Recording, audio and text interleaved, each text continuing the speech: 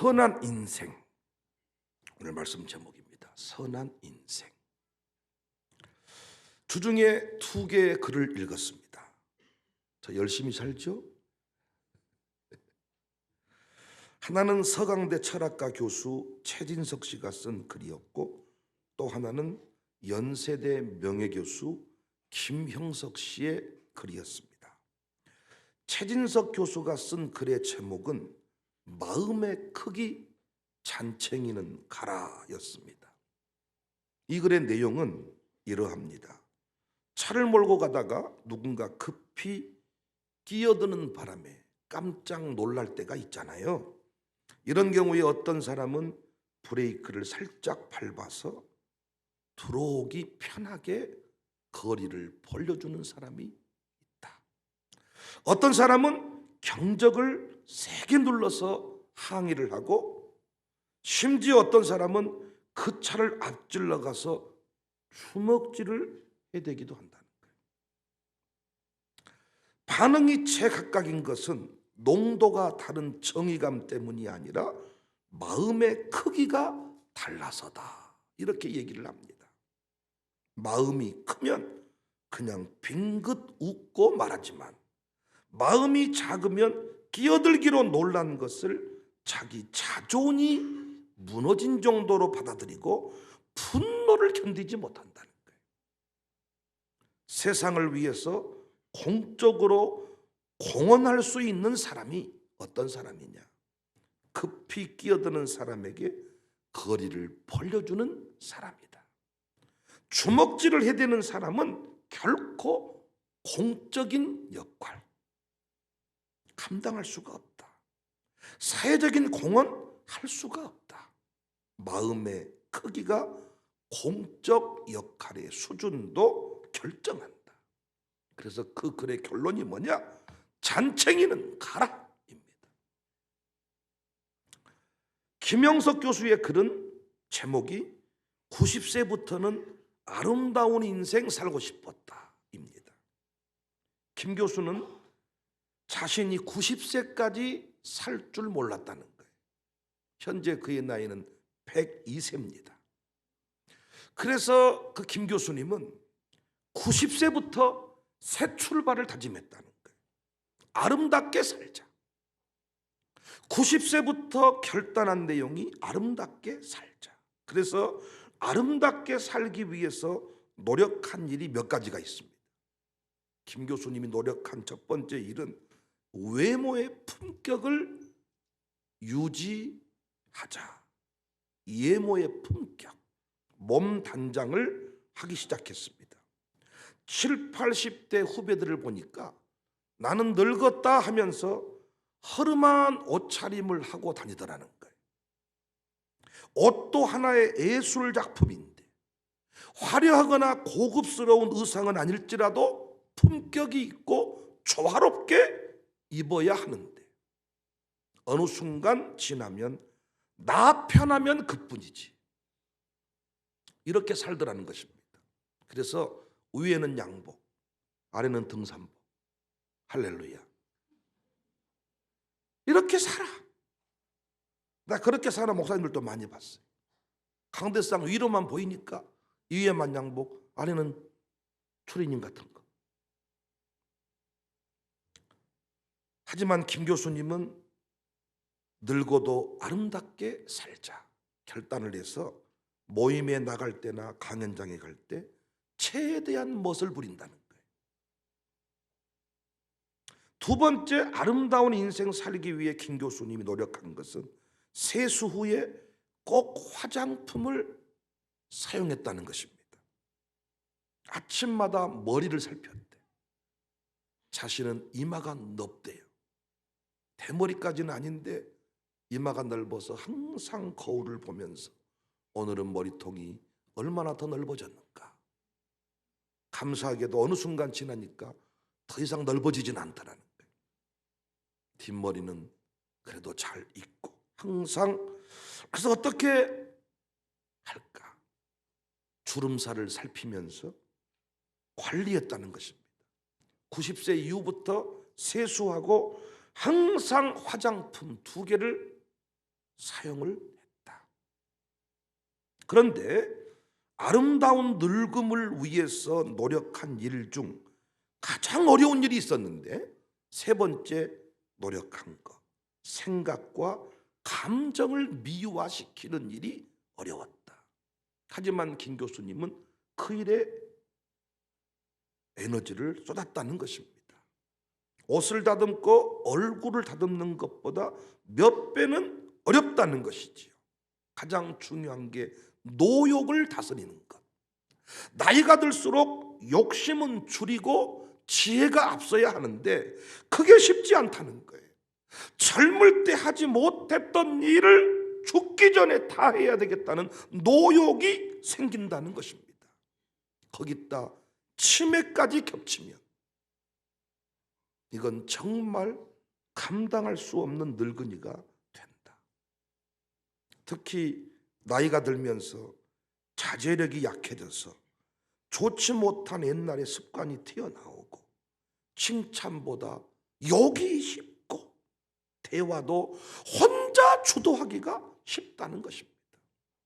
그래서 계속해서 노욕을 다스리고 생각을 다스리는 일을 하고 있다. 90세 이후부터 집중하고 있는 일이랍니다. 사랑하는 성도님들, 일단 묻고 싶습니다. 여러분은 마음이 큰 사람이세요? 잔챙이세요? 누군가 끼어들려고 할 때 브레이크를 살짝 밟아서 거리를 열어주는 사람이세요? 아니면 경적을 울리는 사람이세요? 아니면 쫓아가서 주먹을 내보이는 사람이세요? 여러분이 눈빛을 보니까 목사님은 어떤 사람이세요? 묻지 마세요. 그런 건 내가 다 알아서 할 테니까.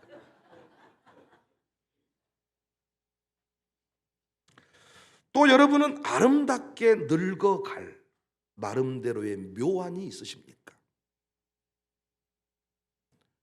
어디다 나를 묻어주라 그런 소리 말고, 언제 죽을 줄 모르는 인생인데 100세 인생이 되었는데 100세 보험 넣는 거 이 정도 말고 아름답게 늙어갈 아름다운 인생으로 살아갈 묘안이 있으시냐고요. 그렇다면 김영석 교수는 어떻게 살기로 했는가? 어떻게 그 마음을 다스릴 수 있다고 했는가? 그것이 가장 어려웠다 그래요. 노욕을 다스리고 지혜자가 되고 가는 곳마다 환영받는 사람으로 사는 것, 치매 걸리지 않고 사는 것, 이것이 자기가 가장 어렵게 느껴지는 부분이다. 그런데 김영석 교수는 이 일을 위해서 결단한 게 있더라고요. 일단 자신의 주변 사람들을 다 돌아보는데 많은 사람이 늙어가면서 이상해지더라. 그런데 끝까지 자신이 존경했던 두 사람이 있었습니다. 자신도 그렇게 살다 죽겠다는 이야기를 하고 있더라고요. 한 사람은 자신의 철학가 선배인 정석회 선생, 또 한 사람은 이름은 밝히지 않는데 자신과 나이가 비슷한 황 목사님. 정석회 선생은 4.19 교수 데모를 주도한 애국자, 황 목사님은 어린이들과 청소년들을 위해서 생애를 보낸 분이었다고 소개를 합니다. 결국 멋진 인생, 아름다운 인생은 이 두 사람을 통해서 내린 결론. 멋진 인생, 아름다운 인생은 선한 인생의 결실이다. 이웃과 사회를 얼마나 사랑했고 무엇으로 보답했는가에 그 성패가 달려있다. 우리 주변에 잔챙이들이 얼마나 많습니까? 솔직히 요즘 두 대통령, 곧 떠날 대통령, 앞으로 5년 동안 다스릴 대통령, 둘이 싸우는 모습 보니까 기분 좋으세요? 둘 다 잔챙이가 아닌가? 좀 어디 한쪽에서 통 크게 양보할 수는 없는가? 떠날 대통령이니까 좀 멋지게 떠날 수는 없을까? 또 어차피 떠날 사람이니까 새로 당선된 사람이 품을 수는 없을까? 저는 어제 결혼식을 앞두고 백정석 목사님과 잠깐 티타임을 가졌습니다. 아버지와 제가 마주 앉아서 나눈 이야기가, 하나님이 김영주 목사님에게 노년의 복을 주신다. 그 대화를 나눴어요. 김합병 선생님 부친을 바랍니다. 어떻게 우리 김영주 목사님이 복받는 인생이 되었을까? 아버지와 저는 알고 있거든요. 선한 인생을 살았습니다. 선한 인생. 노역에 붙들리지 않고 치매 걸리지 않고 참 멋지게 살아가는 방법이 선한 인생의 열매다. 노년에 복받은 김영주 목사님, 선한 인생의 열매를 거두는 거예요. 이왕재 목사님 역시 우리가 그분의 삶 전체를 다 알지 못하지만 이번 부흥회 때 깨달을 수 있었습니다. 선한 인생을 살아오셨구나. 요령 피우지 않았고 화려한 재물을 쫓지 않았습니다.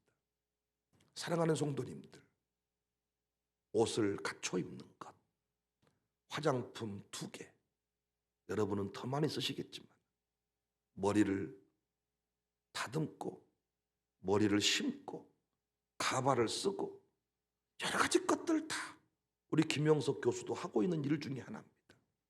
아름다운 인생을 위해 품격 있는 옷차림을 하자. 제가 늘 강조했던 것 중에 하나입니다. 나이 들어갈수록 드라이 자주 해 입고, 나이 들어갈수록 향수 뿌리고, 나이 들어갈수록 잘 씻고, 멋 부리자. 멋 부리는 인생을 살자. 자녀들한테도 부탁드리는 게 때마다 시마다 부모님 옷 사드리자. 제가 이거 늘 강조했습니다. 그런데 정말 김영석 교수가 강조하는 것이 이건 어떻게 하니까 되지만 마음을 다스리는 일은 어렵다는 거예요. 어떻게 마음을 다스릴 수 있냐? 어떻게 이 마음을, 아름다운 미소를 간직한 노인으로 남을 수 있냐? 그건 선한 인생을 살아야 된다는 거예요. 선한 인생의 열매라는 거예요. 여러분과 제가 이 아침에 결단할 수 있기를 바랍니다. 선한 인생을 삽시다. 복장을 갖추고 머리를 다듬고 화장품을 바르는 심정으로 여러분과 제가 신경 써야 될 부분이 선한 인생을 살자. 선한 인생을 살지 아니하면 아름다운 인생으로 남을 수가 없다는 거예요. 다 노역에 붙들려 버린다는 거예요. 엉뚱한 짓 하다가 죽는다는 거예요. 추하다는 생각이 든다는 것입니다. 선한 인생을 살자. 무엇이 선한 인생인가? 오늘 본문에서 바울이 디모데에게 권면하는 인생도 선한 인생입니다. 선한 인생. 어떻게 하는 것이 선한 인생인가? 11절 말씀 보니까 이것들을 피하라 그랬어요. 이것들이 뭐냐? 10절 앞부분의 말씀을 받는 것인데 돈을 사랑하는 것입니다. 부를 쫓는 것입니다. 12절 영생을 취하는 것입니다. 18절 선을 행하고 선한 사업을 많이 하고 나누어 주기를 좋아하며 너그러운 자가 되게 하라. 19절 이것이 장래에 자기를 위하여 좋은 터를 쌓아 참된 생명을 취하는 것이니라. 102세를 살고 있는 김영석 교수께서 90세 넘은 이후부터 아름다운 인생을 결단했다는데 화장품으로 되지 않는 일, 품격 있는 복장을 갖춘다고 되지 않는 일, 그게 마음을 다스리는 일이다. 그런데 끝내 멋지게 아름답게 세상 떠난 2사람 보니까 선한 인생을 살았다. 선한 인생이 뭐냐? 돈을 쫓는 인생이 아니더라. 이웃을 사랑하고 베푼 것에 대해서 이 받은 것에 대해서 베풀 줄 아는 인생이더라. 저는 우리 아이들이, 우리 청년들이 어렸을 때부터 돈을 쓸 줄 아는 것, 저 청년들에게 선물을 많이 받았거든요.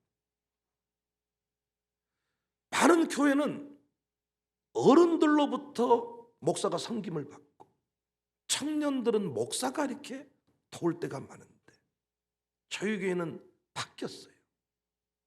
제가 도와주는 사람들이 어른들일 때가 많아. 할렐루야. 못 믿으세요? 제가 안 도와주는 사람 같으세요? 청년들로부터 사랑의 고백을 받아요. 지 수준에서 과하다 싶은 선물을 목사에게 건넬 때가 많아요. 돈을 쓸 줄 알아. 그리고 우리 청년들, 우리 학생들이 음식을 먹을 때 찌질하게 먹지 않아. 거하게 먹어. 참 나는 이게 싫지 않아. 돈을 쓸 줄 안다는 거.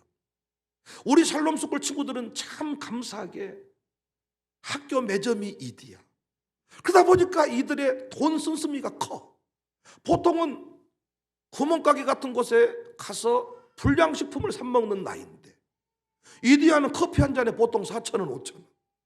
한 잔 쏠려면 보통 2, 3만 원, 때로는 5만 원을 가져와야 돼. 그러니까 난 어렸을 때부터 우리 아이들이 생일이라고 쏘고 장학금 받았다고 쏘고 내가 쏩니다. 종종 애들이 수업 시간에 이디야를 얼쩡거리는 경우가 있어. 야, 너 수업 시간에 왜 내려오냐? 이디야에 음료 사러 가는데요. 왜? 누가 쏘기로 했는데요. 우리 어른들한테 커피 한 잔 얻어 먹으려고 양복이 새 양복이네요. 넥타이가 새 넥타이네요. 절대로 새 거 아니요. 원래 있었던 거요. 눈이 삐었나 보네. 원래 있던 양복이요. 한 잔 얻어 먹으려고 건수를 만들고 별 소리를 다 해도 아니요. 홍고요. 원래 있었던 거요. 끝내 안 사고 넘어가는 이런. 절대 욕까지는 안 합니다. 욕할 필요는 없죠, 제가. 근데 나는 우리 아이들과 살아가면서 아이들한테 이런 것들을 가르쳤더니 쏠 줄 아는 것. 그리고 우리 유아스쿨 같은 경우에도 부모님들한테는 때로는 이게 부담이 된다고도 해요. 숫자가 갈수록 늘어나니까. 생일날이 되면 부모님들이 아이와 함께 양쪽에다가 뭐를 바리바리 들고 이마트 그 가방 같은 거 있잖아요. 시장 가방 같은 거. 이빠이 고봉대스 뭘 채워가지고 올라가는 거. 뭔가 물어보면 오늘 내 아들 생일이라는 거야. 그래서 생일상을 차려놓고 애들하고 축하를 하고 애들이 촥 거기서 뭔가 이 누리는 거 베푸는 것을 배운다. 그러니까 여러분 어렸을 때부터 내 생일날은 촥 베푸는 거. 어떤 사람들은요 자기 생일날 참 이게 그 뭐 이렇게 상 차려서 원래 생일을 이렇게 해야 돼. 내가 밥을 내고 선물은 가지고 오고. 근데 요즘에는 어떻게 선물만 챙겨버려요. 자기가 한턱을 쏘고 선물을 받고. 안 한다니까. 옛날 부인들은 자기 남편 생일날 생일상을 차려줬어. 그래서 당신 부르고 싶은 사람 불러. 요즘 부인들은 뭔 청와대 가서 전부 다 장관들을 하시는지 바쁘신지 그런 게 아무것도 없고. 갈수록 베푸는 것이. 돈은 더 많이 버는 것 같은데 차는 좋아지는 것 같은데 베푸는 것이 약해지는 것. 조금 아쉽습니다. 그러나 우리 다음 세대들은 문화가 바뀌어져 가고 있어요. 캠프를 통해서 누릴 줄 아는 것. 청년들이 자기들이 가정교회별로 캠프를 떠나고 여수에 리조트를 가고 어디 뭐 가고 우리 교회 어른들이 이것들을 보여주니까 이제는 그들 안에도 그것들이 생겨났더라고요. 그리고 교회를 섬길 줄 아는 것. 이것이 저는 감사해요. 어떤 의미에서 제 목회와 샬롬 교육을 통해 의도를 가지고 지속적으로 교육하는 내용이기도 합니다. 목사가 돈 쫓으면 망하더라고요. 어제도 아버지 목사님과 그런 얘기를 나눈 거예요. 아버지 주변에 얼마나 많은 목사님들이 계십니까? 성령으로 출발했다가 이상하게 중간에 부동산 투자를 하고 중간에 이상하게 돈 버는 쪽에 관심을 두고 이렇게 중간에 흘러가시더라고요. 그런데 노년에 망하더라고요.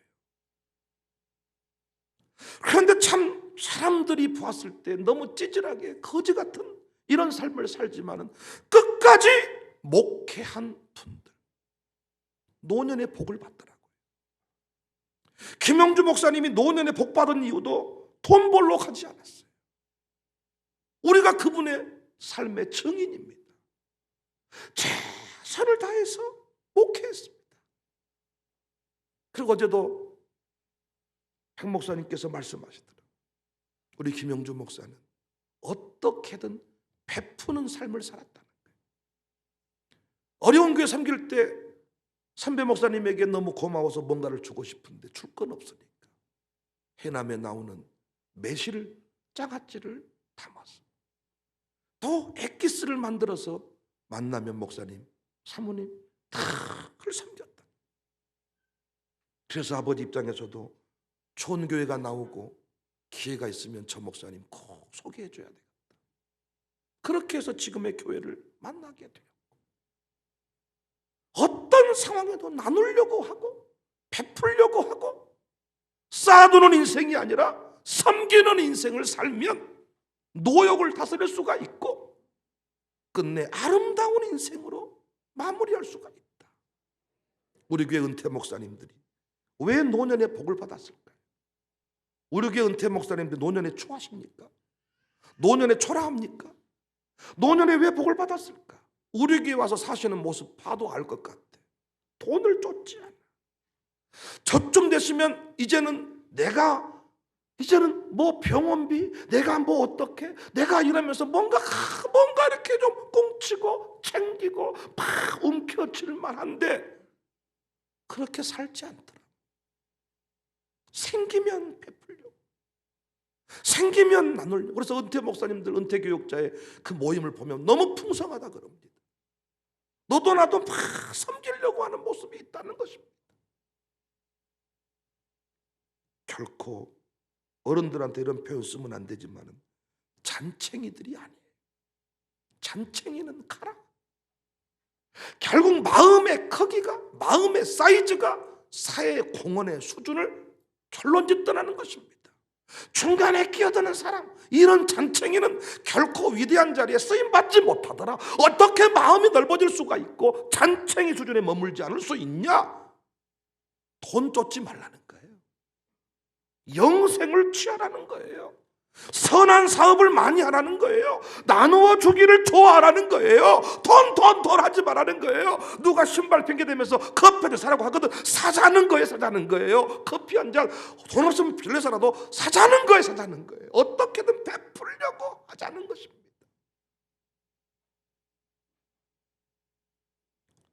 족구장에 가서 한 판에 10,000원 빵 하자 그러면 좀 하자는 거예요. 거기서 뭐 스파이크 꼽아가지고 돈 10만 원 따가려고 하지 말고 최소한 주자고 베풀자고. 이왕재 목사님, 이광재 집사님이, 광재 한번 헷갈리네, 계속 헷갈리네. 이광재 집사님하고 이번 기업인 비전 트립을 갔는데 윷놀이를 했습니다. 새벽 2시쯤 지났어요. 근데 참 에피소드인데 김용출, 안용옥이 보통 여자들은 커피 마시고 차 마시고 놀아. 그러면 남자들이 열심히 윷놀이를 해가지고 돈 따면 여자들한테 주거든요. 그런데 안용옥 집사는 윷놀이 좋아한다 그래가지고 두 부부가 같이 했어. 그런데 둘이 열심히 했지. 똑같이 10,000원씩 내고. 그 저쪽 여자들은 놀고 먹는데 돈을 5만 원도 받고 3만 원도 받고.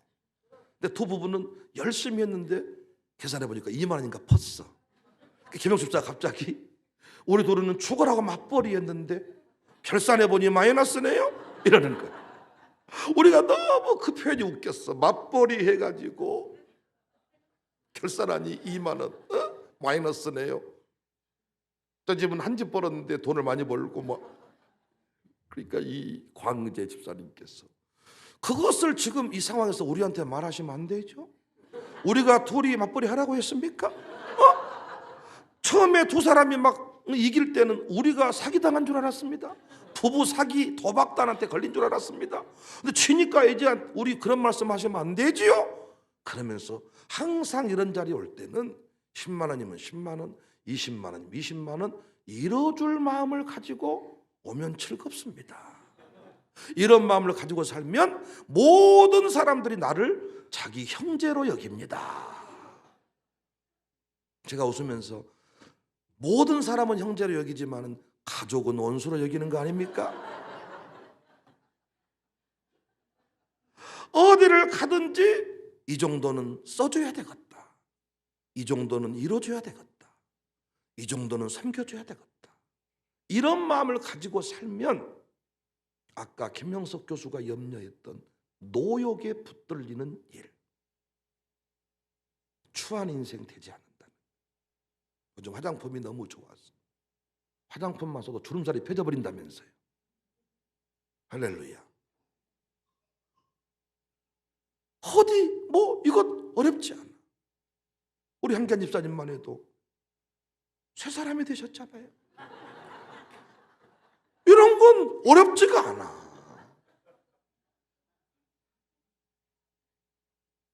요즘에 또 사진 같은 경우에도 다 이렇게 딱 작업을 해버리면 얼굴이 그냥 한쪽이 되고. 제 요즘에 세미나에 나가는 사진 못 보셨습니까? 누구세요 할 만큼 홀쭉해 됐어요. 이게 뭐 포토샵에 뭐 다 만들 수가 있는데 마음은 그게 아니라 하루아침에 이게 이루어지는 게 아니에요. 그래서 끊임없이 돈을 쫓지 않고 사명을 쫓고 영생을 취하고 예배 시간 빠지지 말고 영생을 취하는 삶, 은혜 받는 자리에 늘 머무르고 무엇을 하든지 간에 베풀고 살면 하나님이 반드시 노년에 복을 주신다. 나누어 주자, 베풀자. 최근에 저는 극동방송사에 붕에 강사로 나가는데 매주 목요일 아침이 마침 극동방송 운영위원들이 아침 조찬 모임을 갖는 날이에요. 그래서 제가 딱 극동붕에 마치고 내려오면 그들은 아침 식사를 마치고 티타임을 가지고 있어요. 다 그룹의 기업의 회장들입니다. 그러면 제가 밥을 먹으면 그분들과 제가 최소한 1시간가량 티타임을 갖고 교제를 나눕니다. 그런데 그분들을 어떤 사람은 취미 활동으로 비행기를 샀어요. 비행기가 4대야.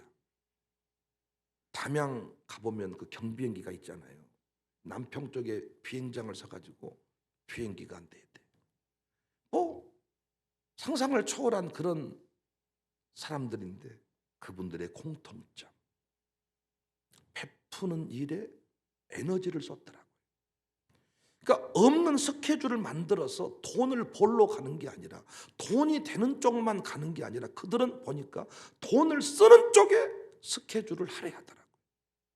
그래서 추한 노인네가 아니고 존경받는 영향력 있는 사람들로 인생을 마무리해 가더라고요. 목사님들도 처음에는 참 멋지게 출발을 합니다. 저도 얼마나 멋진 스토리를 가지고 있습니까?